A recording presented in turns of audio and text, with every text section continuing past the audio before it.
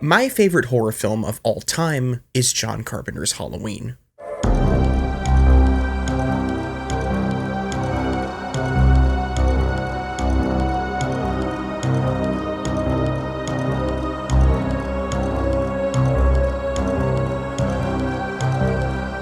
Before I ever even watched it, I was enthralled by its mystique, and it came at the right time in my life. I was a young teen and a budding horror fan, making my way down a list of the most influential in the genre that I had handwritten in my school notebooks. What captured my imagination about Halloween more so than the rest was how I reacted to seeing trailers, images, and clips from it online. I thought that Freddy Krueger, Jason Voorhees, and Pinhead all radiated this badass energy. I wanted posters of them on the walls of my bedroom, and still do. They could definitely be scary in their own ways, but they were always more cool to me than anything else. Michael Myers, however, was different. I couldn't verbalize what it was at the time, and I still struggle to now, but looking at still images of him always made me feel uneasy. As much as I wanted to watch Halloween, I didn't want to do it alone or at night. Of course, that's exactly what I did, and the entire runtime I felt like I was being watched. Like something was creeping into my bedroom or watching me from outside my house in the darkness. Halloween was scary. Halloween is scary. There's definitely a heavy dose of nostalgia mixed with a strong personal bias, but that's nothing new on this channel. I make no apologies for that. I love Halloween, and I'm about to talk about it for a very, very long time. Not just that classic first film, but the numerous sequels, reboots, and remakes that make up a long-running horror franchise that I've followed for years. It's gonna be a celebration of the series at its best, and a serious critique of it at its worst. All Hallows Eve is approaching fast, and it's the perfect time to take a serious look at its journey, discuss the behind-the-scenes history of each film, and give my own personal retrospective on the Halloween series. Obviously, I'm going to be spoiling the hell out of every single movie. This retrospective isn't intended in any way to replace watching these films. This isn't a breakdown video or plot synopsis video, so you won't get every single detail anyway. Also, if you're a fan of the series as I am, feel free to post your thoughts on each film in the comments. Tell me what your favorite is, your least favorite, and where we agree or disagree. Sit back, relax, turn off the lights, grab a snack, and let's talk about Halloween. Halloween.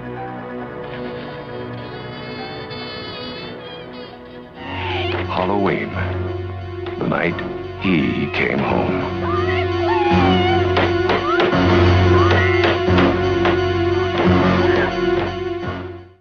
The story begins with independent film producers Irwin Yablans and Mustafa Akkad. It was the mid-1970s, and the two were looking to finance a horror film that, according to Yablans, would have the same cultural impact as William Friedkin's The Exorcist. While attending the Milan Film Festival, Yablans and Akkad would catch a screening of the 1976 action film Assault on Precinct 13. The two were very impressed with it, and they knew that whoever directed this would be their man. That man was John Carpenter. Like many of his films, Assault on Precinct 13 would go on to become a cult classic, but was misunderstood by contemporary critics and underperformed at the box office. Yablans could see the potential in the young director, however, and would present him with a simple idea for a script. The film would be about a psychotic killer that hunts babysitters. Carpenter agreed to take the job as long as he was allowed full creative control of the project, and Yablans agreed. Carpenter got to work writing the script and completed it relatively quickly, with some sources saying it only took 10 days to complete, and co-writer and producer Deborah Hill stating that it took approximately 3 weeks. Hill and Carpenter would take inspiration from several sources, incorporating elements of their own personal lives into the screenplay, such as the name of the town Haddonfield, Illinois, which was named after Haddonfield, New Jersey, where Hill grew up. Carpenter drew heavily on the local superstition of the lone haunted house that sits in every American neighborhood, a place where bad things supposedly happened, local folklore that was birthed from rumor. The film was shot in 20 days in May of 1978 on a budget of $300,000. It would gross way more than that. A word that's going to be unavoidable no matter how much I try when discussing Halloween is iconic. It just is.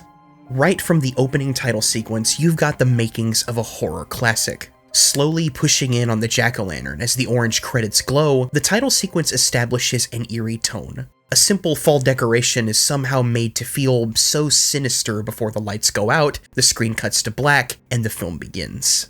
Halloween's atmosphere owes a lot to the way that it was shot and lit. Behind the camera was cinematographer Dean Cundy, who deserves just as much praise as everyone else involved.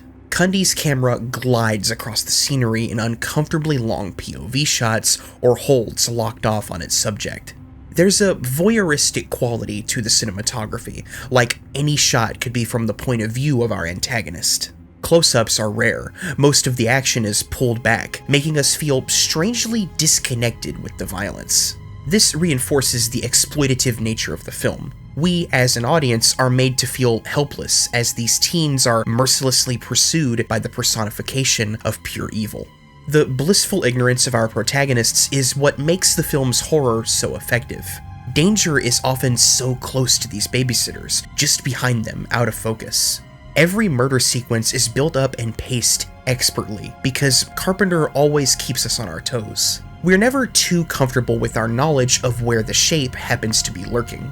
There are times where you can clearly make him out, but then the camera moves and you lose him. So the suspense of when he's going to appear next is that much more intense. Carpenter gives Michael so many opportunities to kill these teens, but it's always the moment you least expect when he finally strikes. My favorite example of this is the way Annie is killed off. There's so much time spent with her where you can clearly make out Michael stalking her in the background. There's a scene when she gets stuck in a laundry room and you think this is the perfect moment for an attack to happen, but it doesn't, despite the fact that we've seen Michael outside the laundry room. He vanishes for a good while after this, just enough time for you to drop your guard, and then he pops up in the back seat of the car for the kill. This is expert pacing for a slasher film, and there are many, many iconic kills that are done this way. It's Hitchcockian in its approach to suspense, and the films of Alfred Hitchcock had an effect on Halloween in a few other interesting areas. The names of Sam Loomis and Tommy Doyle were both taken from characters in the 1960 classic Psycho. Psycho features one of the most legendary kills in horror history, performed by the actress Janet Leigh, and from Janet Leigh came Jamie Lee. Jamie Lee Curtis makes her film debut as Final Girl Hall of Famer Laurie Strode. She plays the role in a very reserved way, a way that makes her stand out from the more stereotypical high school girls played by PJ Soles and Nancy Loomis. The trio's dialogue was primarily written by Deborah Hill, who actually spent a lot of her teenage years babysitting, drawing on her own personal experiences to make them feel authentically ditzy.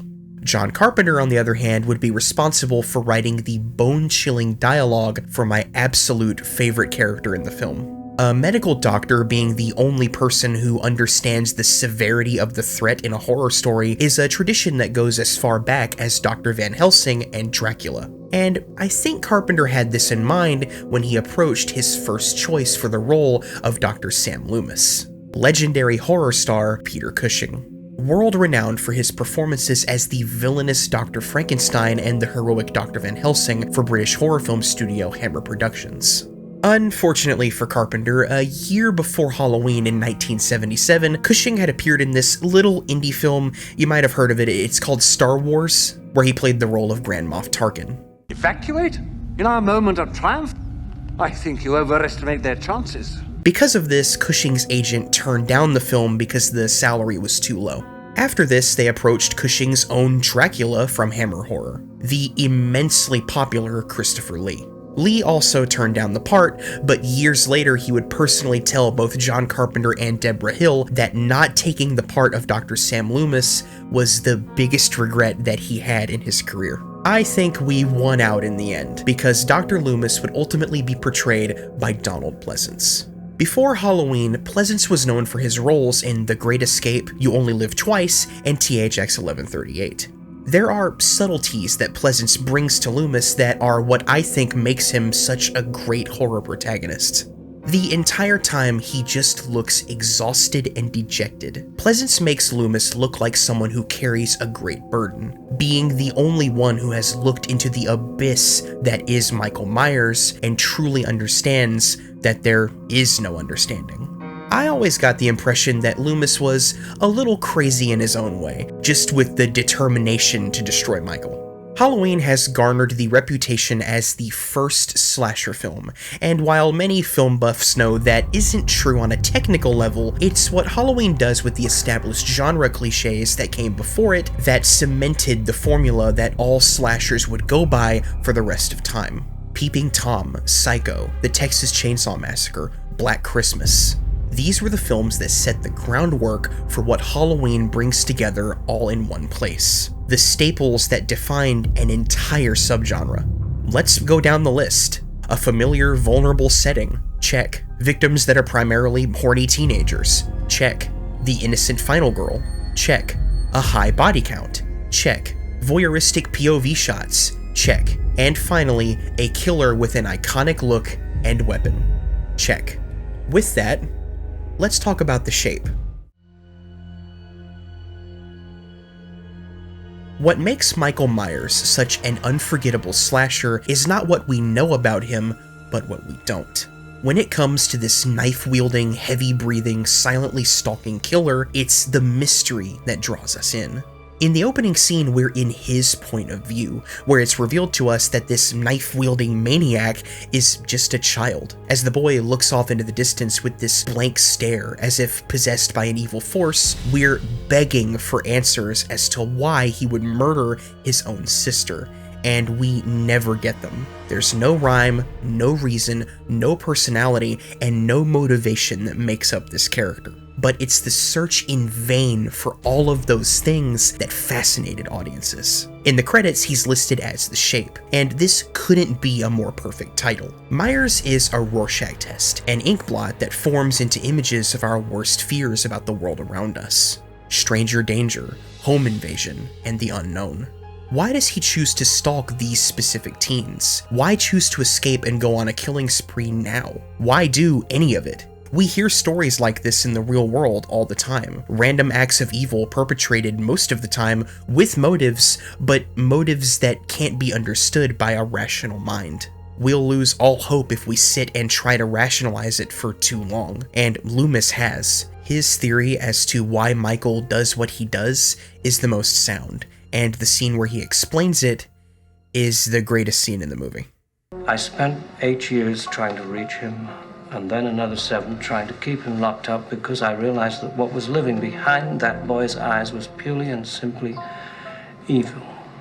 I truly can't understand why anyone would want more than that. To spoil such a hauntingly ambiguous monologue that not only addresses the evil of the character, but brings to light the nature of the evils of our world. That sometimes they can't be explained. I can't imagine wanting more to Michael than that, but I guess there's enough sequels to prove to me that a lot of people did. The Shape was played by multiple actors, depending on the needs of the scene, but the actor credited by the film as well as celebrated by fans is Nick Castle. Castle was a friend of Carpenter's and did the job for $25 a day. His directions were to simply hit his marks, with no attention paid to motivation or emotion. Everybody knows this fact by now, but the video wouldn't be complete if I didn't include it. The infamous Michael Myers mask is a Captain Kirk mask that was purchased for the hefty sum of $1.98 at a costume shop on Hollywood Boulevard. Production designer Tommy Lee Wallace then took the mask and opened up the eyes more, ripped off the sideburns, painted the hair black and messed it up, and painted the face white. There are actually tons of people on YouTube who have done this themselves, and the results are pretty close to what they actually got. Loomis describes Michael as blank, pale, and emotionless, and that is exactly the energy that this mask gives off. But what truly makes it work is the way that it was filmed. In my opinion, Michael Myers has never, in the entire franchise, looked as good as he does in this first film, and that is owed to the lighting and cinematography. Dean Cundey knocked it out of the park with the shot composition surrounding Michael. You never see too much of him, keeping the mask obscured by shadow or blue light. This creates a void of black where there should be human eyes. And you'll be amazed at how much they screw this up in the sequels. The shape is vacant, devoid of human conscience, existing in the darkness of Halloween night. Most of the time he's backlit, just a silhouette standing across the street. This is where he works the best. You'd think that with a villain this emotionless, he'd be uninteresting, but that's where Laurie and Loomis come in. How Michael affects the characters he interacts with is what gives him his edge. It's often debated whether or not Michael has any supernatural abilities in the first film. There are a few scenes where he vanishes into thin air, but they can be explained as him just being very stealthy, as characters will look away before he disappears, or he'll hide behind something. However, there's this one scene where Laurie is in her bedroom and sees Michael staring up at her. She never looks away and he still vanishes. There are two ways you can read this moment. One being that Michael is possessed by some otherworldly evil, being capable of feats we can't possibly understand, such as invulnerability and teleportation. The other, the way that I see it, is that he wasn't even there at all. When something creeps you out, it stays with you for a bit. It's no different than our minds making monsters out of clothing hung in our closets, or in this case, Laurie, having been followed by this mysterious figure both to and from school, is now seeing him in the sheets, blowing in the wind in her backyard. Not only does this explain her low-key reaction to it, but it shows how this evil force gets into the heads of the other characters. They're seeing him everywhere, and so will we after the credits roll. The Boogeyman will be out there. Halloween has a unique style that's all its own, marked by that old-school horror lighting. I love the blue moonlight that creeps in through the windows. I wish movies today went back to that kind of lighting. The heavy emphasis on shadow makes somewhere as familiar as a suburban home go from warm and inviting to alienating and scary. John Carpenter said he wanted the film to have a haunted house feel, and I get what he meant. I appreciate the feel for the locations that the filmmakers give us. Because we spend most of the day with these characters in their neighborhood, we become very familiar with the layout of all the houses and streets. Haddonfield feels lived in, but oddly enough, despite being called Halloween, there aren't a whole lot of Halloween decorations besides a few jack-o'-lanterns. I actually think this is something the sequels improved upon due to larger budgets. We see less trick-or-treating in this movie than the others. What the movie does celebrate is the time-honored tradition of watching horror movie marathons on the TV, the most prominent being The Thing from Another World, a movie Carpenter clearly had a ton of respect for. Similar to the Texas Chainsaw Massacre, the violence is a lot more tame than you might expect. The low budget didn't allow for any gore, so they went for powerful images instead of blood and guts. I remember every single kill in this film vividly, and that's due to the haunting atmosphere around them. What other element was it that made that atmosphere work? We've talked about the shots, the lighting, the dialogue, but there's one more thing that needs to be addressed. Talk about iconic. I don't even really have to play it here. You're probably already hearing it in your head.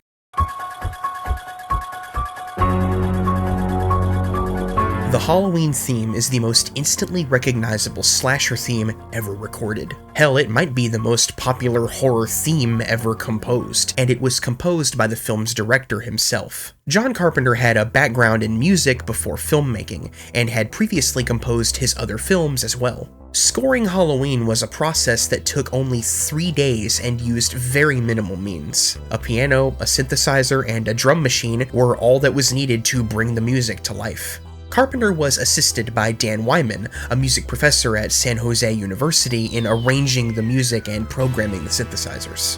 As a bit of a joke, in the credits, Carpenter credits himself as the Bowling Green Philharmonic Orchestra. Not only is the theme of the film instantly memorable, but so is every other track in the film.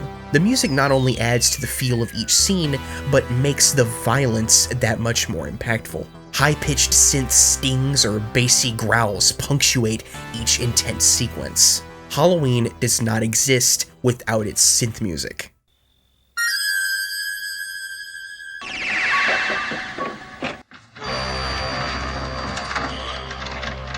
Halloween is nothing short of classic, but it is rough around the edges. There's definitely more to build on as the genre would expand from where this film started. It walked so that everyone else could run, and I appreciate the jankiness of it. There's a charm to Halloween that captured my imagination when I was young. It inspired me to get out there and make something, no matter how little means you may have to do it, and while not every single element of Halloween is flawless, I mean, no movie is flawless, that doesn't mean that I'm not comfortable calling this a horror masterpiece. I very much am. It all comes down to the presentation and the pacing. The film starts out with such momentum. The murder of Judith Myers and the escape from Smith's Grove are thrilling sequences that pull you in, and then the film deliberately slows down for a good while. We're presented with a snapshot of idyllic suburban life that's intruded upon by a returning evil. We're helpless as the evil strikes, and our kind heroine makes her way into a dark house where the bodies of her friends lay in an almost ritualistic display. That confrontation we've been building to the entire time finally happens as the Shape's face materializes almost out of thin air behind Laurie, and the final chase scene starts. Legends were made in the final minutes of Halloween. It's the chase scene by which all slasher chase scenes are measured. Laurie defends herself against the Boogeyman, and there are many false climaxes. Every time we think this monster gets put down, he gets right back up. We get the sense that he's unstoppable just as Loomis closes in for the final confrontation. This is quintessential slasher filmmaking. While Halloween may not be perfect, its ending sure as hell is.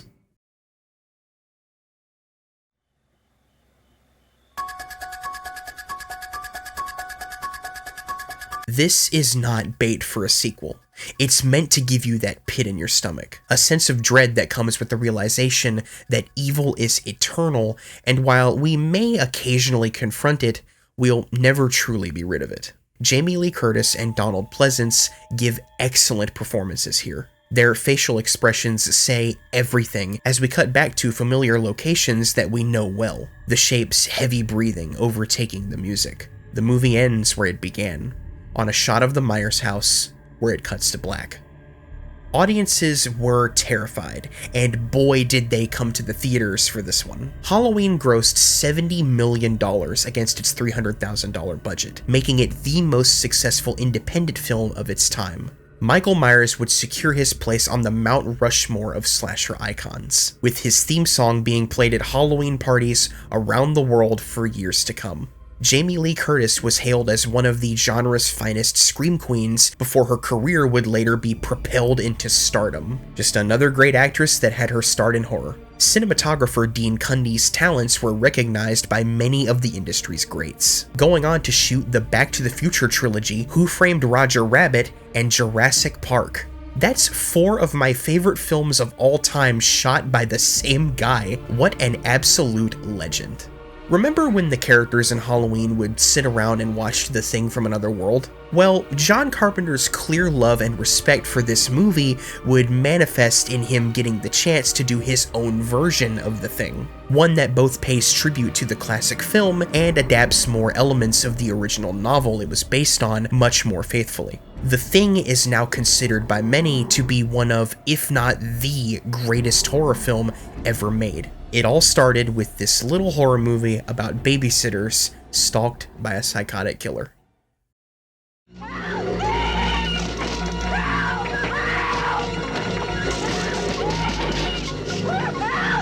Halloween 2. More of the night he came home. During the production of Halloween, there was never the intention to make a sequel. Production designer Tommy Lee Wallace would state that himself. Nobody was talking about continuing the story because the ambiguity of its ending was what helped to make it work. But box office revenue is a hell of a motivator, so Irwin Yablans approached John Carpenter to make a sequel to his genre-defining slasher. At the time, Carpenter was working on The Fog, which was to be produced by Embassy Pictures. Yablans was angry because he insisted that he was going to produce The Fog as well as Halloween 2, and a lawsuit broke out, which ultimately ended with Yablans retaining the rights to produce Halloween 2. Already there were some issues with production right there, and Carpenter wasn't exactly enthusiastic about returning to something he thought he had finished. In multiple interviews, he stated that he had no idea what he was going to do for a Halloween sequel, which is why the sequel ultimately feels more conventional than the first. Yablans was disappointed when he read the screenplay, saying that it was pedestrian and predictable. Carpenter had no desire to return to direct, and originally wanted Tommy Lee Wallace to direct, but he turned it down, although he would later direct the third film. The job went to Rick Rosenthal, who I think does a respectable job in replicating the feel of the previous movie. He stated that he truly wanted the movie to feel like a two-parter, and I think he succeeded, definitely aided by the return of cinematographer Dean Cundy, who once again knocks it out of the park with some great POV shots and cool angles of the hospital interior. Haddonfield Memorial Hospital is where the majority of the film takes place, where Laurie is being treated for her injuries. While she rests in the hospital, Loomis is on the hunt for Michael, more manic and obsessed than before. And who wouldn't be after watching a guy take 6 gunshots and then just disappear? I shot him in the heart.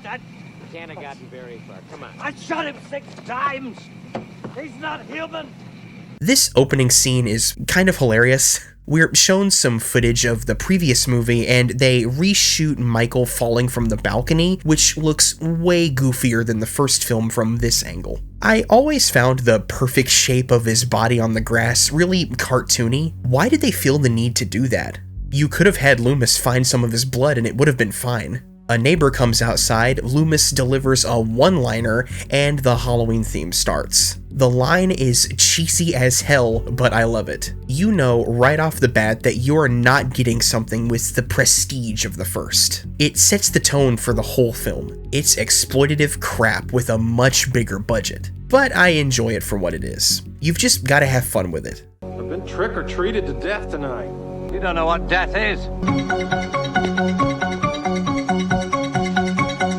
John Carpenter returned to score the film, collaborating with Alan Howarth, who would be a mainstay for the majority of the series, scoring 5 Halloween films in total. The rendition of the theme in this one is pretty good, and I love the remixes that they do to the other themes, but I still prefer the simpler sound of the original. The opening title shows another jack-o'-lantern, and is something that I wish they kept doing for each following movie. This should have been a tradition. I love that the pumpkin opens up to reveal a spooky skull inside. Ooh. It goes to show that subtlety is not what Halloween 2 is going for, and if you can accept that, you can enjoy it.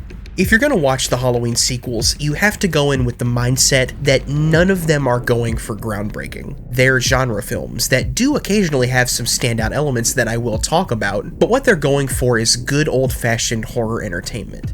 The best thing Halloween 2 brings to the table is how closely it resembles the atmosphere of the first. It's still got that dark lighting with heavy shadows and blue moonlight seeping in through windows. We get more Haddonfield in this one, with plenty of trick-or-treaters filling the streets. It makes the town feel more alive and adds to the anxiety of Michael still being out there, blending in with them as someone in costume. Almost all of the cast returns, with Jamie Lee Curtis and Donald Pleasance gracefully slipping back into their roles. We get plenty of scenes with Loomis hunting down Michael, but unfortunately I do think this movie is lacking in Laurie scenes. She spends most of the movie in a hospital bed and limping around. She doesn't have a lot of character interaction with anyone besides this paramedic named Jimmy, who I don't care for a whole lot. They're trying to set them up as a potential romance, but it comes off as forced since Jimmy pretty much falls for her immediately while she's unconscious, which is a little weird. The movie clearly doesn't know what to do with this guy. He merely exists to give Laurie someone to talk to. Then he slips on a bunch of blood, passes out in a car, and we never see him again. In the TV version, we actually do get a shot of him in the ambulance with Laurie at the end, so we at least know that he didn't die here in the car, although he might as well have in the theatrical version. Speaking of TV, it was because of this movie that we actually got another version of the first Halloween. In 1981, when Halloween 2 was being shot, the television rights to the first were sold, and to fill the time slot, John Carpenter directed extra scenes that were added to the original for television broadcast. They're pretty interesting for a die-hard fan of the first film like myself. Easily the most controversial decision made in the writing for Halloween 2 was giving Michael a reason for targeting Laurie in the first. It was decided that Laurie Strode is actually Michael's younger sister that was adopted by the Strodes, with Michael coming after her to finish off his bloodline. This motivation for Michael to kill off his whole family would be used for the rest of the series, and I have never liked it. It only serves to demystify the enigmatic slasher, and they even drop a few hints toward the Festival of Samhain, which Loomis incorrectly pronounces as Samhain. Samhain. It means the Lord of the Dead. Carpenter has stated many times that the decision to have Michael and Laurie be related was a bad one that he made only because he didn't know what else to do with the story, and I absolutely agree. Although it's nowhere near the most egregiously bad decision made with this character, but we'll get there eventually. Nick Castle doesn't reprise his role as the Shape, and is replaced by Dick Warlock. That's a hell of a name, and he does a pretty good job as Michael, even doing all of his own stunts, unlike Castle. I think he works well because he matches Castle's build pretty closely. I do have an issue with the way he moves. He comes off as a little too robotic in a few scenes, especially when pursuing Laurie. I like the way that he looks in this one. Again, they do well to have him in shadow for most of the movie, which aids the fact that Dick Warlock's face shape makes the mask look a little different. You'd almost think that it was a different mask entirely, but nope, that is the exact same prop from the first. It looks weird in a couple shots because Nick Castle spent most of the first movie stuffing it in his back pocket, and when production was over, Deborah Hill kept it in a box under the bed. This caused the paint to slowly come off and the face to warp a little bit. I actually think it works if you consider the amount of abuse that Michael took in the first movie. He looks dirty and disheveled, and it matches the tone of the movie. The kills are much more explicit and gory than the first, and the characters that die are even more wooden than the first. This started a trend in the series that was influenced by many of the other slashers at the time to make the characters a lot more unlikable so that when they're killed, you're kinda rooting for the bad guy. You have characters like an asshole paramedic and a dumb nurse that blows off her responsibilities for sex. Perfectly annoying victims for a slasher to take out. The best death in the entire movie isn't even at the hands of Michael Myers. Well, technically it isn't. I'll explain.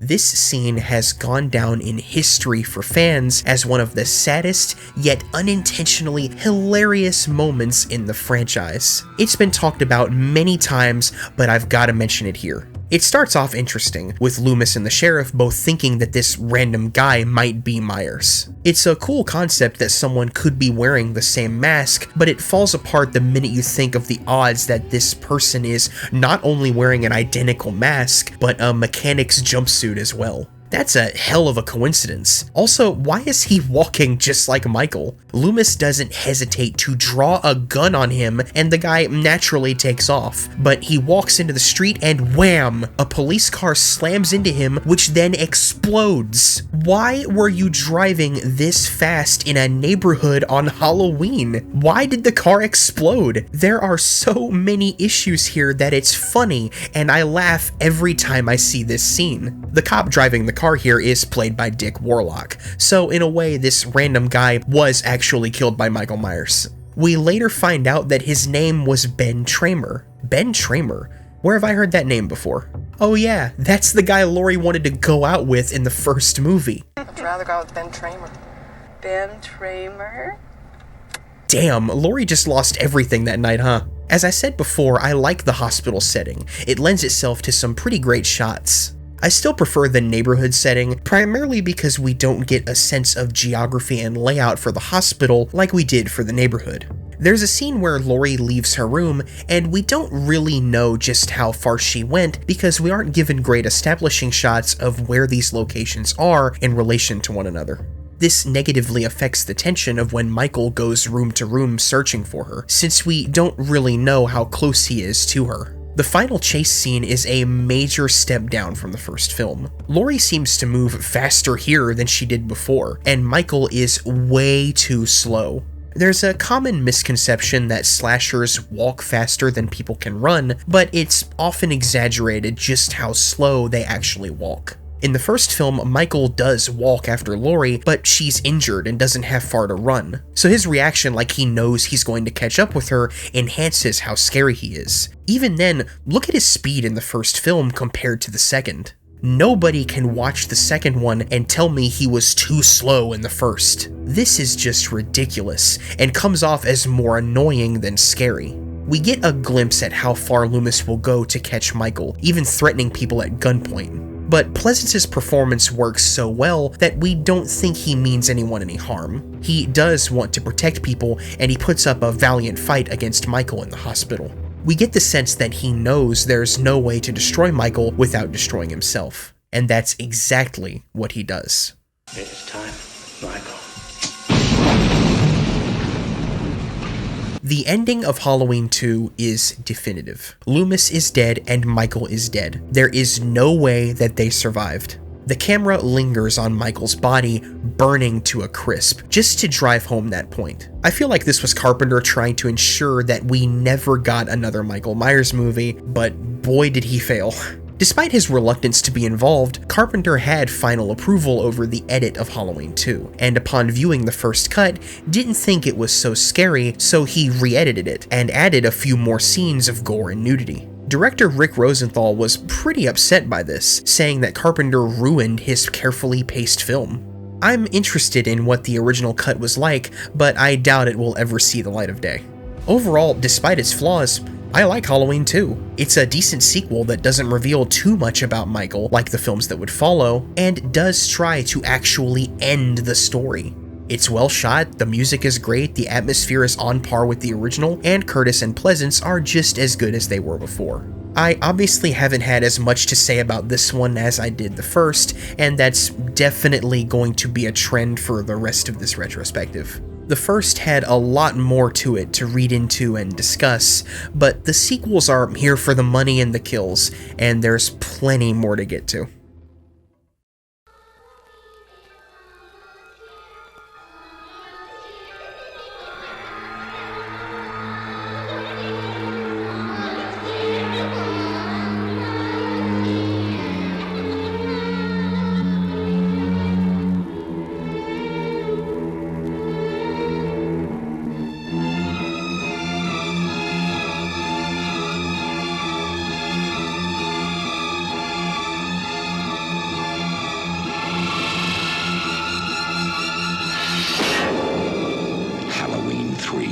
Season of the Witch, the night no one comes home.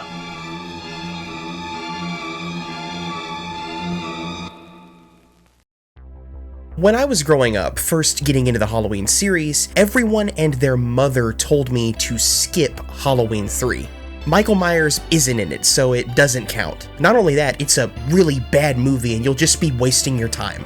In truth, I believed them for a while and almost skipped Season of the Witch entirely, but it aired on TV one night and I decided to check it out, intending to change the channel if I didn't like it.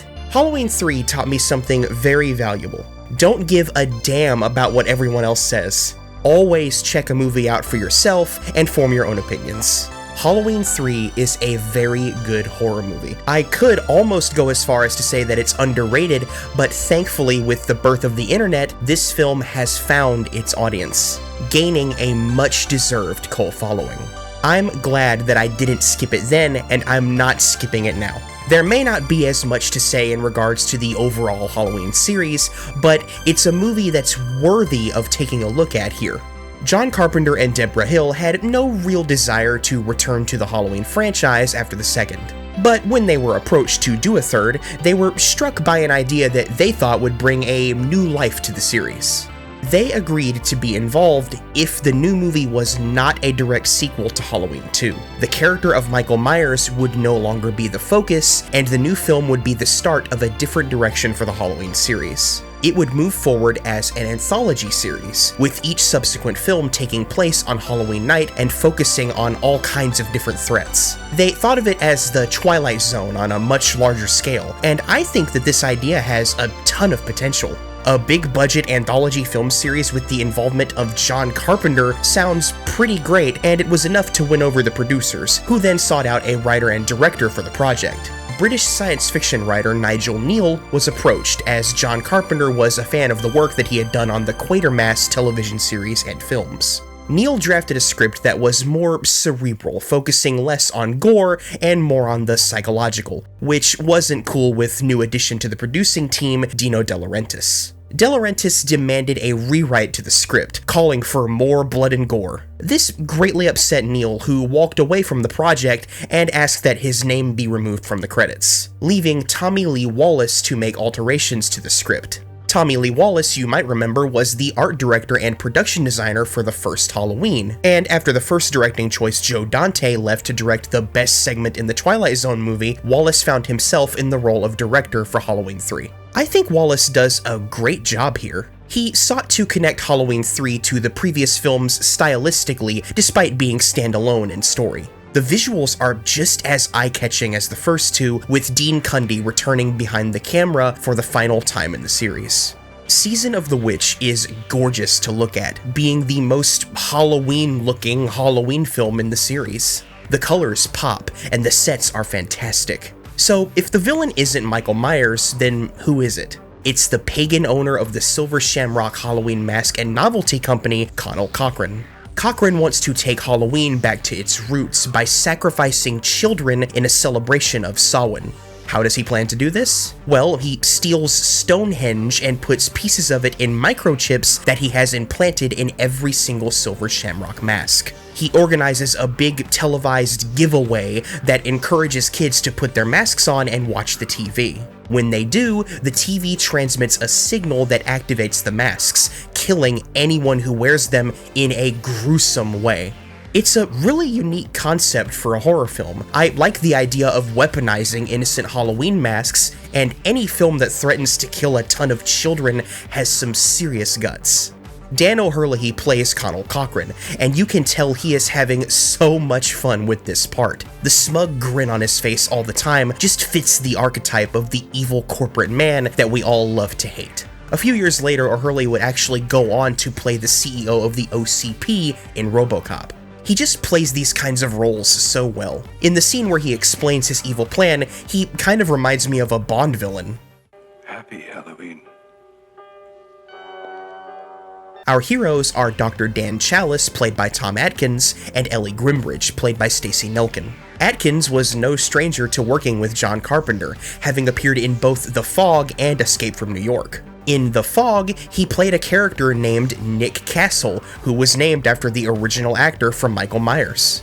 Atkins and Nelkin work well together as our heroes, although I do think their romance is a tad forced just for the sake of having a romance. The film starts out very strong, with a man running in the dark with one of the Silver Shamrock masks. He fights off these guys in suits and is taken to a hospital, where our lead, Dr. Chalice, treats him.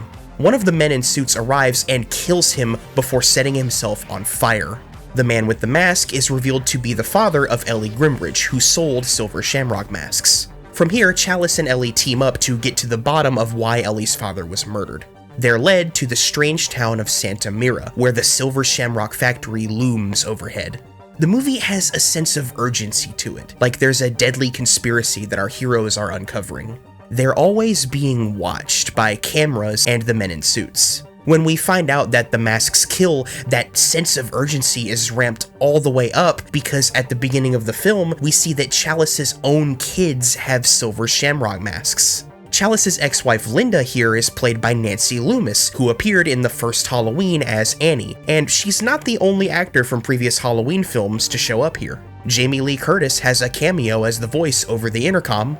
It's 6 o'clock. It's 6 o'clock. Curfew. And one of the assassins in suits is played by the coolest name in the world, Dick Warlock.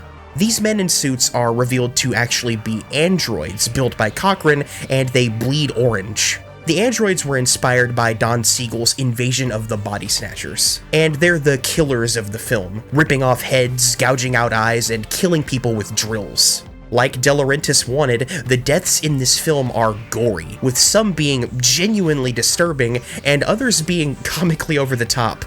According to special effects artist Tom Berman, this was intentional, as Cochran also sells gag items and practical jokes. The masks were designed by Don Post, the same company who designed the Captain Kirk mask that was used for the original film.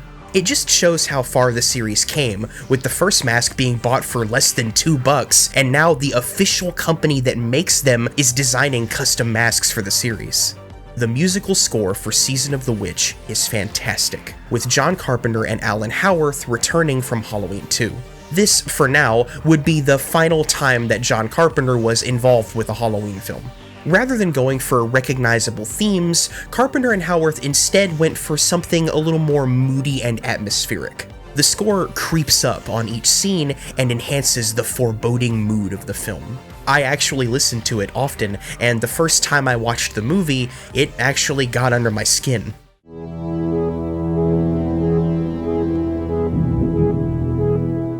I do have some issues with Season of the Witch. Like I said before, the romance is a little clumsy, and some elements don't quite add up. Towards the end, Ellie is kidnapped and turned into an android that attacks Chalice. The fight is fun, and it's a decent way to add some action to the final act, but they never really explain how she was turned into an android, or why she didn't stop Chalice from killing Cochran and all the other androids at the end. Like, why did she wait until they were leaving the destroyed factory to attack him? I also feel like the way that Cochran is defeated is a little anticlimactic and weird. That's not to say that the conclusion of this film is bad though. On the contrary, it has one of the most haunting endings to any horror movie of its era. After fighting off the android Ellie, Chalice runs to the same location that Ellie's father did at the start of the movie and calls the television stations, frantically begging them to pull the commercial off the air.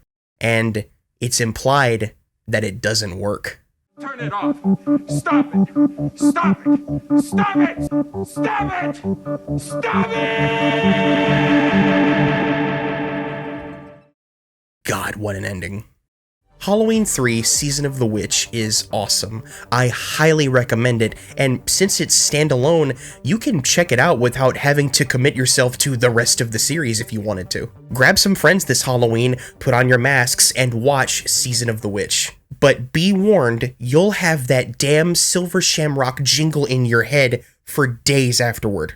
4 days to Halloween, Halloween, Halloween. In 4 days to Halloween.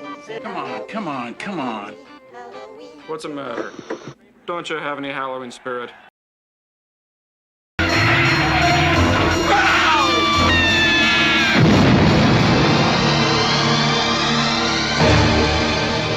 Halloween 4, The Return of Michael Myers.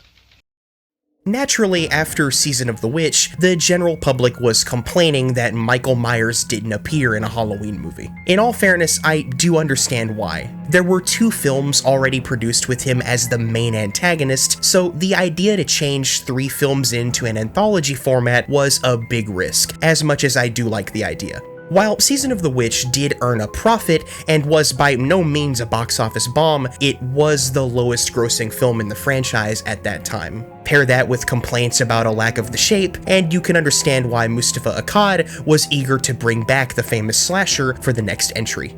Halloween 3 was released in 1982, and it would take all the way until 1988 for development to even begin on another Halloween. John Carpenter and Deborah Hill were once again approached to get another film out there, but they had all but moved on at this point. Although there was an attempt to get a screenplay co-written by Carpenter and Dennis Etchison, who had previously penned the novelizations of both Halloween 2 and 3. Carpenter again wanted Joe Dante to direct this film. The script that Etchison helped to develop was outright rejected by Akkad, and that was pretty much it for the involvement of Carpenter and Hill. They signed away the rights to the franchise over to Mustafa Akkad, who searched for a new writer and director to get to work on the next movie. Dwight H. Little would direct, having previously directed a few episodes of the Nightmare on Elm Street TV series, Freddy's Nightmares, so he wasn't a stranger to the horror genre. Alan B. McElroy was hired to write the screenplay, and had to finish the screenplay in under 11 days as the writer's strike of that year was looming. Years ago, when I first went into this movie, I fully expected it to be a stinker. 4 movies in seemed about right for the series to start to get stale, but much to my surprise, Halloween 4: The Return of Michael Myers is alright. It's not amazing and it isn't without its issues here and there, but we're 4 movies in with only one major returning actor, and they somehow managed to make it an entertaining sequel with a surprisingly engaging cast of lead characters. I've enjoyed my rewatches of it, and I can see why some fans out there regard this as the best one since the first. They proudly slapped on that subtitle, didn't they? The Return of Michael Myers. His mask is massive on the poster. They knew exactly how to market this one. So, how does Michael Myers return? That requires a rather substantial suspension of disbelief if you want this film to work for you. Basically, this massive explosion only resulted in burns on Michael that not only was he able to survive, but Loomis too. We never have to see Michael's face, so if I try really hard, I can accept the fact that he's probably horrifically burned underneath that mask, but still alive. But Loomis? Loomis was in the room when it exploded, and we never saw him walk out burning alive. There is simply no way that he made it out of there alive, especially with this minimal amount of scarring. Again, you've got to accept that it's a little far-fetched. They still stick with the plot point of Michael being related to Laurie, although Jamie Lee Curtis does not return. Laurie Strode is killed off. I've rewatched all the movies for this video, but I don't recall them ever saying exactly how she died. Online it said that she died in a car crash. Maybe I just missed it. Either way, our new protagonist is her daughter, Jamie Lloyd, played by Danielle Harris, and she does a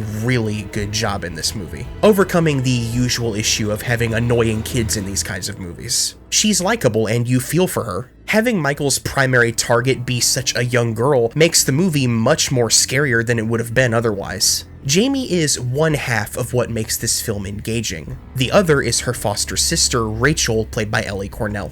Rachel is a resourceful hero who shares a great on-screen relationship with Jamie. I'm glad they didn't go the overplayed route of having Rachel be annoyed by Jamie. The two truly love one another, and Rachel is a badass. She risks her life for her foster sister in some great action sequences against Michael. It's definitely not as scary or atmospheric as the previous films, but you get invested in these two leads. Jamie has visions and nightmares of her uncle, which at first I didn't care for, but they actually go somewhere with that later. One of the best things this movie does is incorporate trick-or-treating into the actual plot. Rachel and Jamie go out to get candy just before Loomis and the sheriff arrive to warn them about Michael. It creates a good amount of suspense. And as an older brother, the moment when Rachel loses track of Jamie while they're out trick-or-treating is a scene right out of a nightmare for me. When we start the film, Michael's in a coma and being transferred in an ambulance where he wakes up to go after his niece. The only returning actor from previous Halloween films is Donald Pleasence, and I love the way he plays him here. He takes no shit from anybody. He's been through this before and doesn't waste any time asserting his dominance. Why wasn't I notified? About what? You know damn well about what. You let them take it out of here. He doesn't even stick around to hear all the details about the ambulance crash. Apparently there was an accident just south of Mill Creek near the Woman! He immediately gets to work and it's awesome. One thing I find kind of annoying in the series is how people treat Loomis like crap for no reason. It's not like it's his fault that Michael escaped in the first film, and he's always willing to lay down his life to protect innocent people. This aspect of his character is explored in this scene in a gas station, where Loomis has some actual dialogue with Michael, offering himself up to be killed if it means that others might be spared. If you want another victim, take me. But leave those people in peace. Halloween 4 really benefits from having some great characters because Michael himself is one of the weaker parts of the movie, unfortunately. His mask looks cheap, derpy, and nothing like it did in the first movie. I know that it's all about selling merchandise and branding, but why does Michael have to wear the exact same outfit in every movie? Wouldn't it have been interesting if he wore something different in each entry after 2? Honestly, that probably would have made it much scarier. On Halloween night, everybody's dressed up so he could easily slip into a crowd and be lost. I actually think he looks better when his face is all wrapped up in bandages here. That could have been an interesting route to take the character visually. Anything would have been better than this mask. I'm not a fan of it. He's played by George P. Wilbur here, who doesn't have the right physique for the part in my opinion. I think they were trying to go for something a little more physically massive like Jason Voorhees, but I never thought Michael needed to be bulked up and muscular. Despite my reservations with his look, Wilbur does some great stunt work in this movie. The chase sequences and kills are a ton of fun in this one, and the characters that get killed off are the ones you want to see get killed off. Specifically this guy, Brady. Brady is Rachel's boyfriend who cheats on her with a coworker who happens to be the sheriff's daughter. Rachel finds out when she takes Jamie trick-or-treating, and as horrible as it is, you're just waiting to see Michael get this guy. It's weirdly satisfying. However, the best kill in the movie is reserved for the woman he's cheating on Rachel with. Yep, it's the infamous gun stab. It's a fan favorite moment and gets a laugh out of everyone I've seen watch it for the first time. You know how Mortal Kombat has included some slasher villains in their video games? If they ever include Michael Myers, I want one of his finishers to be the gun stab. That would be amazing. Michael hits Haddonfield like a natural disaster, knocking all the power out and causing a bunch of locals to get together with guns to hunt him down. It's a classic monster movie cliche, except with guns and flashlights instead of torches and pitchforks. The locals kill an innocent man in one of the stranger scenes of the movie. This guy says that he recognizes Michael in the bushes, so they open fire and go to check the body, only to find out that it's not him. Why don't they show the guy's body, and why didn't he come out of the bushes when a bunch of people with guns started yelling at him? This idea of the angry mob killing an innocent person would actually come back to the series many years later. There's also a scene where some really dumb kids prank Loomis and the sheriff by dressing up as Michael, and I buy this scene way more than I did in Halloween 2, because at this point, Michael's outfit would be kind of local legend. I've gotta say though, you'd think they'd stop selling a mask that was linked to so many murders, but I digress. The Return of Michael Myers is an entertaining movie more than it's a scary movie. I think a lot of that comes down to the way that it's shot. The cinematography isn't bad by any means, but it's lacking the minimalist lighting and voyeuristic angles that you would get from someone like Dean Cundey. It's the lighting that I believe ruined Michael's scare factor in this one. He's always way too visible, and even with the goofy looking mask, he could have been creepier if they lit it properly. Visually, the movie looks best when it's showing off the neighborhood that absolutely pops with fall colors and Halloween decorations.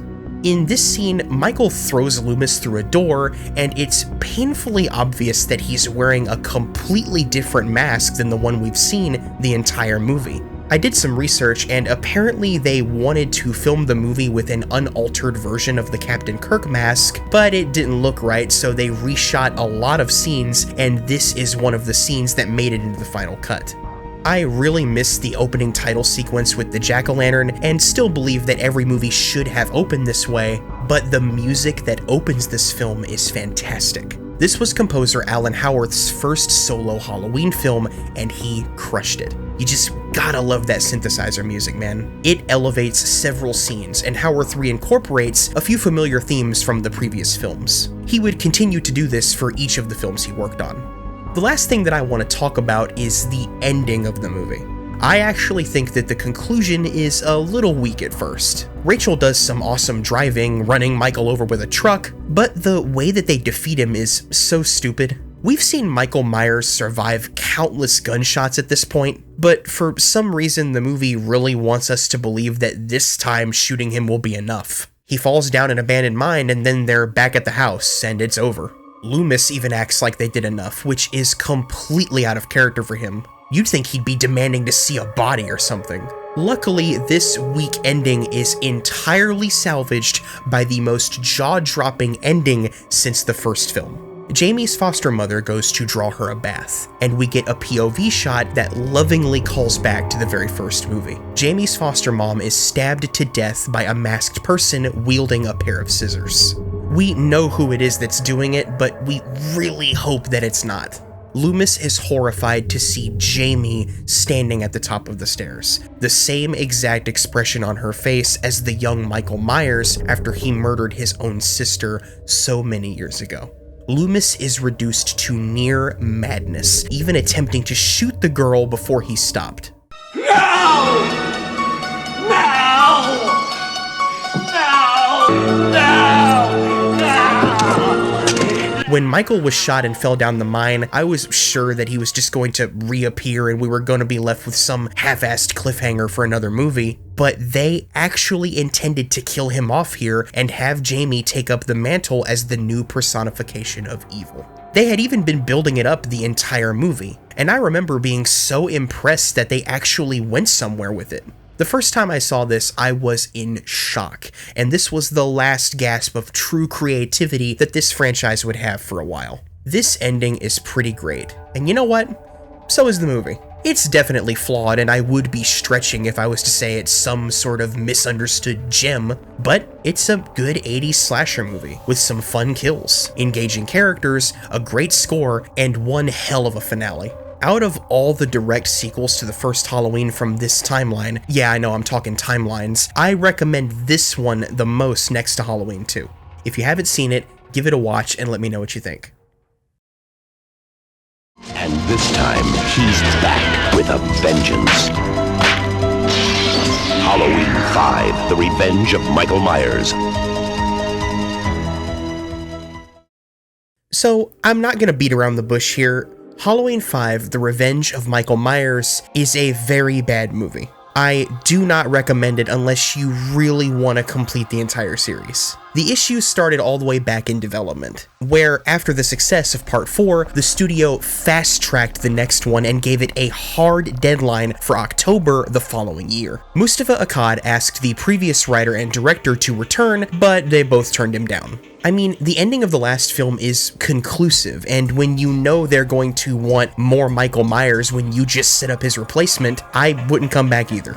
Playwright Shem Bitterman was hired to write a screenplay for the fifth film. It was entitled Halloween 5: The Killer Inside Me, and actually has an interesting sounding concept. The film would have followed Jamie, who has turned totally evil after the events of the last film, as well as a resurrected Michael Myers. I'm glad to learn that Bitterman didn't abandon the idea of Jamie becoming a killer, but I'm not sure how good this script actually was. It was written in 3 days. Jeff Burr was being pursued as director and had pretty much accepted the job until Deborah Hill met Dominic Othenin-Girard at the Sundance Film Festival and told Akkad that he would be a great choice to direct the next movie. As soon as he had the job, Othenin-Girard literally threw Bitterman's script in the trash in front of Akkad and set out to hire a new writer. Robert Harders drafted a screenplay where Michael was resurrected and actually turned good? Harders was inspired by Frankenstein and included scenes where Michael is pursued by an angry mob. That's a very stupid idea. Akkad must have thought so as well because he rejected this script, and then another writer, Michael Jacobs, was brought in, and after some additions from Othenin-Girard, they finally had a script.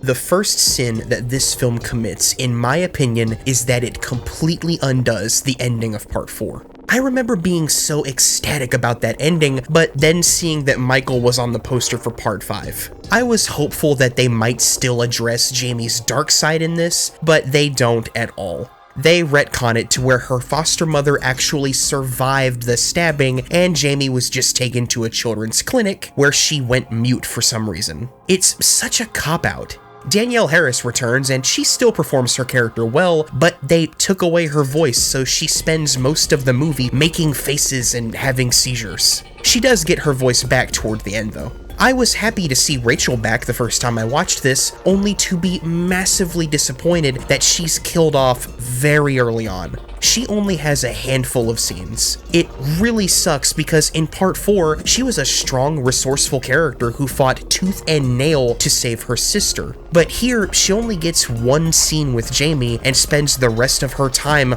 hardly wearing anything. It's so disappointing that they reduced her to this, and Ellie Cornell was also reportedly very unhappy with how her character was treated. It's almost like they had it out for her or something, because her original death scene involved Michael shoving the scissors down her throat. They only changed it because the actress protested. I'm not against the idea of killing off a major character early inherently, but you've gotta have a good reason to do so, and you'd better have a worthy replacement to fill their shoes. Halloween 5 does not. Tina is one of the most insufferable lead characters in any slasher franchise. We've had ditzy characters before, but none of them were unbearable like Tina. She's never actively engaged in the overall story. She just wants to go out and party with no regard for her own safety. I swear to God, there's a scene where the police pick her up and escort her to a safe location where she is warned by Loomis that there is a maniac out there after her, and she still leaves to go party. Be sensible. Tina and her friends are cartoonishly overplayed and are equally as annoying. Cartoony is weirdly the best way to describe this movie. Every single character that isn't Jamie or Loomis is overacted and none of them are likable. They're just disposable fodder for Michael, and their death scenes aren't even that good. There isn't a single memorable kill in the entire movie, so it utterly fails in its duty to be an effective slasher in any way. If you think I'm exaggerating just how cartoonishly goofy this movie is, just look at how these two cops are played. Unbelievable. No respect for authority anymore. It's the parents. Yeah. Then listen to the music. All clear. Nothing above, nothing below. It's communicating that there isn't a single thing here you should take seriously. If the filmmakers didn't take anything seriously about this, then why should we?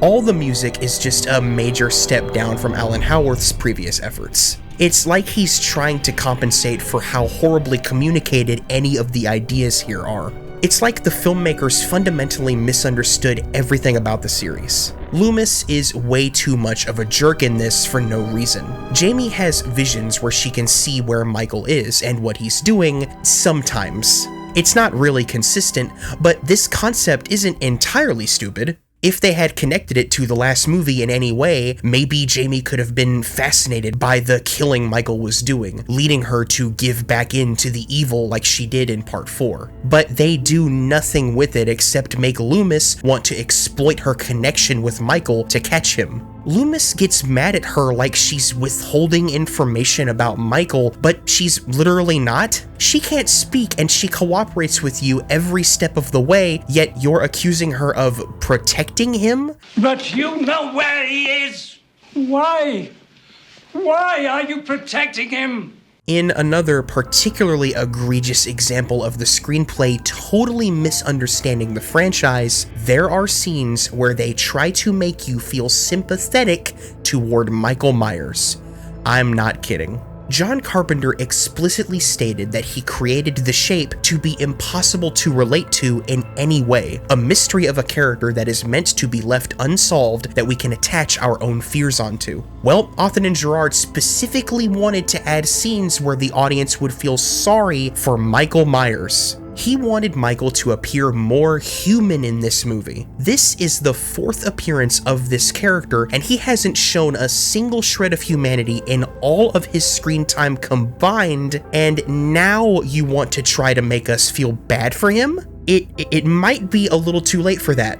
The big emotional scene is when Michael is about to kill Jamie and she calls him uncle for the first time. He takes his mask off and actually cries. Not only does this come totally out of nowhere, but you get a clear look at his face and he looks totally normal and unscarred despite the fact that he was severely burned in Halloween 2. Even Loomis has scars, and in Halloween 4 they made an effort to show that Michael's body and face were damaged. But I guess they just ignored all that here. As for Michael's look, it's even worse than in Halloween 4. how do you make this look worse? The mask looks nothing like the first movie at all. The features are too narrow, and could you have at least tried to tuck the neck in just a little bit? It looks like somebody dressing up as Michael Myers for a fan film more than it does an official design for a Halloween film. Michael is played by Don Shanks, who I think actually has the proper physique for the character. Unfortunately, he's not in one of the better movies. Don Shanks actually plays 2 roles in this movie, but I'll have to come back to that in a minute. The finale of the film takes place in the Myers house, and they couldn't find a look-alike, so they just said screw it, and this is supposed to be the same house. Whatever. Loomis lures Michael to the house to trap him, and there are some serious logical issues with how this was set up. Loomis decides to talk to Michael and coerce his knife from him, which goes just about as well as you'd expect. You'd think Loomis would know by now not to try and reason with him, but now he's out of the movie for a bit and we get a chase scene through the house with Jamie, where Loomis reappears and grabs her and acts like a crazy person.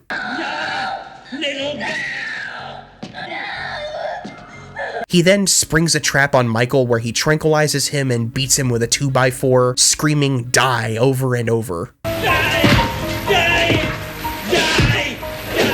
Donald Pleasance actually broke Don Shanks' nose while they were filming this scene, no joke. So this was your big plan to catch Michael? Then why did you try to talk with him instead of leading him into the room with the big net in the first place? It was because they wanted to do a chase scene, let's be real.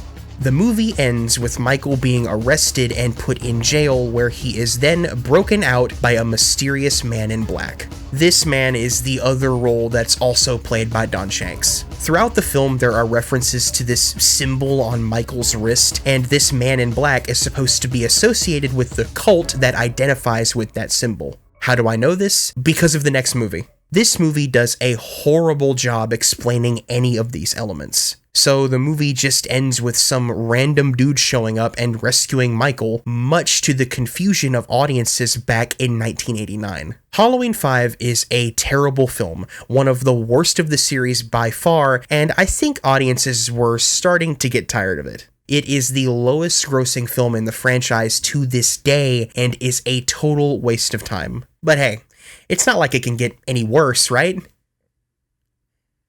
It can't get any worse, right?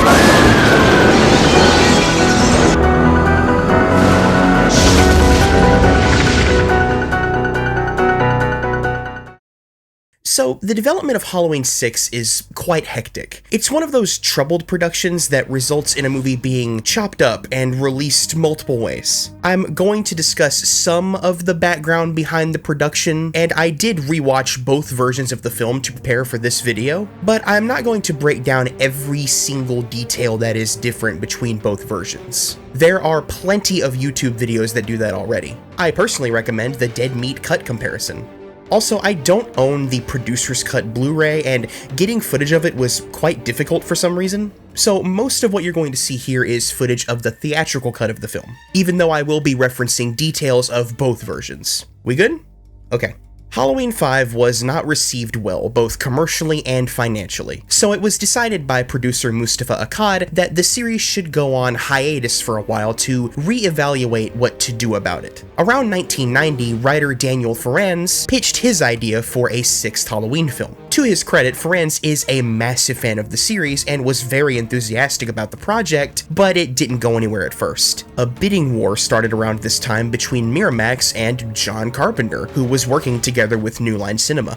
Apparently, Carpenter had an idea for the 6th film to take place on a space station, which is very weird. Ultimately, Miramax ended up securing the rights to Halloween through its Dimension Films division. From this point, several different filmmakers and writers were involved in the project, before Farrands finally was hired to write the script in 1994. He had to conclude the story that was set up in Part 5, as well as open the door to future installments. So he contacted the writers of Halloween 5 and asked who the hell the Man in Black was. They had no idea. The Man in Black and the thorn symbol were added to the film with no clear plan as to what would be done with them. So Farrands was stuck having to work it out. The film was directed by Joe Chappelle, and the film was edited and screened for a test audience in early 1995 that did not like it, specifically the climax and ending. Quickly, the film underwent reshoots during the summer of 1995 that lasted a period of 4 days and were done entirely without the involvement of Donald Pleasence, who very sadly passed away after the original production was completed. Rest in peace. So, turns out, 4 days isn't enough time to reshoot significant scenes of a film, and they ended up not shooting everything they set out to shoot. So what we've got here is an absolutely convoluted mess of a film that has been completely butchered in the edit. Halloween: The Curse of Michael Myers was released on September 29th, 1995, and was destroyed by both fans and critics. This was considered by many to be the lowest point of the series, and for many, it still is. I dreaded watching it for this retrospective, especially since I had to watch it twice. There are 2 versions of Halloween 6, the theatrical cut and the producer's cut. They're both awful. I know a lot of people have romanticized the producer's cut over the years as some underappreciated masterpiece that was ruined, but to the fans of this version, I'm sorry to say that I don't think it would have mattered if this film came out completely unchanged or not. The film follows the character of Tommy Doyle from the very first Halloween, played here by Paul Rudd in his feature film debut. He is embarrassingly bad. There's not a single line delivery that sounds natural or feels like it has any emotion behind it whatsoever. I won't let anything happen to you. It's not entertainingly bad either, it's just annoying. Although there is this one shot of him at the window that got a pretty good laugh out of a buddy and me the last time we watched it together. Jamie returns, played by a different actress, having been abducted by the cult that has been controlling Michael for years. They put a curse on him when he was a child that compelled him to kill his whole family. Why did they do this? I don't know, the blood sacrifice cult shit. The film is so bad at communicating information that I seriously struggle to remember the motivations for the cult. I've had to look it up and I watched 2 movies. If that's not an indication of a serious writing problem, I don't know what is. Every character in the movie is bland and forgettable. There's no chemistry between them. They just don't spend any scenes getting to know one another. It's all about poorly communicating stuff about druid runes, and how there's a baby and the cult wants to kill the baby because the baby was Jamie's. And she dies in the first few minutes unless you watch the producer's cut, where she doesn't die immediately, but is instead shot in the head later while she's in the hospital. Oh, and her baby, yeah. Jamie's baby in the theatrical cut is possibly some kind of clone of Michael that the cult created from his DNA. They show a whole bunch of fetuses in a room that show that they're growing them or something. In the producer's cut, however, the baby is not a clone of Michael. The baby is Michael's. The cult had Michael Myers impregnate his own niece in the producer's cut. Yeah. Kara is the main female lead, and she has a son named Danny, who in both versions they imply might turn into a killer like Michael, but it doesn't go anywhere. In the producer's cut, it's actually part of the cult's plan to make Danny the new Michael, with the intent being for him to kill Kara, but again, in both versions this just doesn't happen. The Man in Black is the leader of the cult and is revealed to actually be Dr. Wynn. Oh my god, Dr. Wynn! You remember Dr. Wynn, right? How could you not? He was only in the first Halloween for like 20 seconds. A lot of people say that the twist of Wynn being the Man in Black works better in the producer's cut because we get more scenes with him, whereas in the theatrical cut, he's featured a lot less, but it's still painfully obvious in both versions that it's going to be this guy. Whether he shows up too much or too little, he's the only character that we aren't following closely in both, so it just makes sense to be him. Well, the whole thing doesn't make sense. What I mean is that it's pretty obvious. Oh yeah, Michael Myers is in this movie. I almost forgot because the movie did. His name and face are on the poster, yet you'll be amazed at how little agency Michael has in this movie. For the majority of it, he's taking orders from someone else. He's played by George P. Wilbur, again from Halloween 4 in some scenes, and in others he's played by a Michael Lerner because of the reshoots. His design is actually better here than it was in the previous two, but the presence he used to have is absolutely gone. That's my biggest issue with The Curse of Michael Myers. I could sit here all day and go on and on about the plot and how it makes no sense, how bad the editing of the theatrical cut is with these weird music video style cuts. All it takes is a mother's touch. How the music of the theatrical cut is so thematically inappropriate, with all of its rock guitar and weird noises.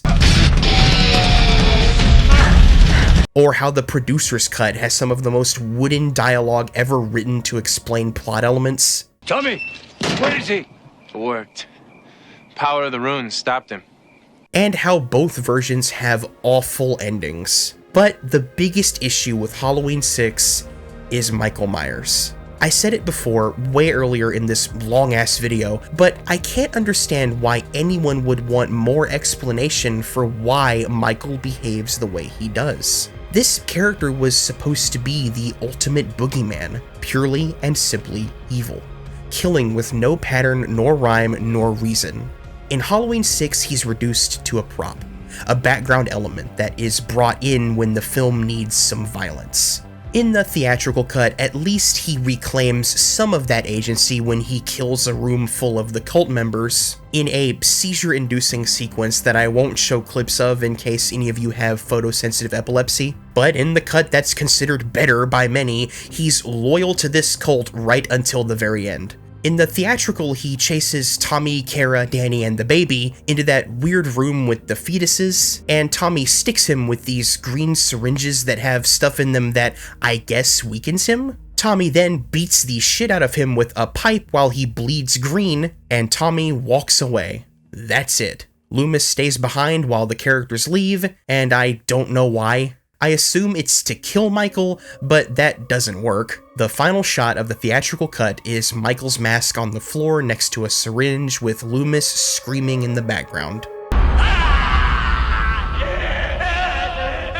In the producer's cut, Tommy constructs some kind of rune circle out of stones, and Michael is stopped by them. The group leaves and Loomis stays behind just like in the theatrical cut. He goes to check on Michael, and it turns out Michael swapped outfits with Wynn, and then Wynn imparts the job of Michael's caretaker to Loomis? It's your game now, Dr. Loomis. The thorn tattoo appears on Loomis's wrist, and he starts screaming.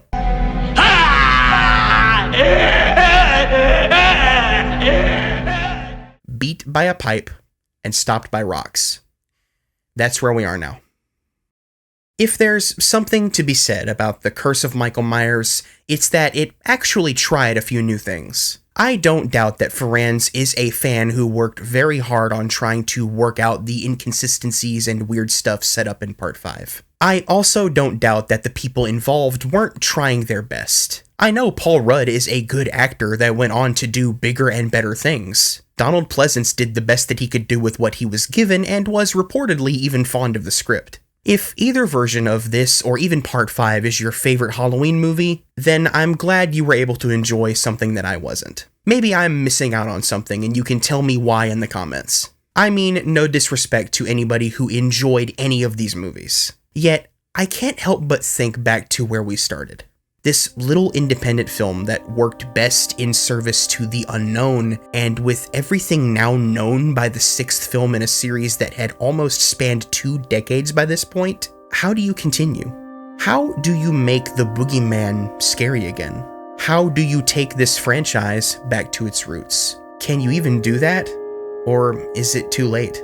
To a few filmmakers, the answer to that last question was yes, you can, but not in the same world where the cult explanation exists. Thus, the original Halloween series ended, and a new direction would be taken 20 years after Carpenter's film originally premiered. It would be the first attempt at starting over, but it wouldn't be the last.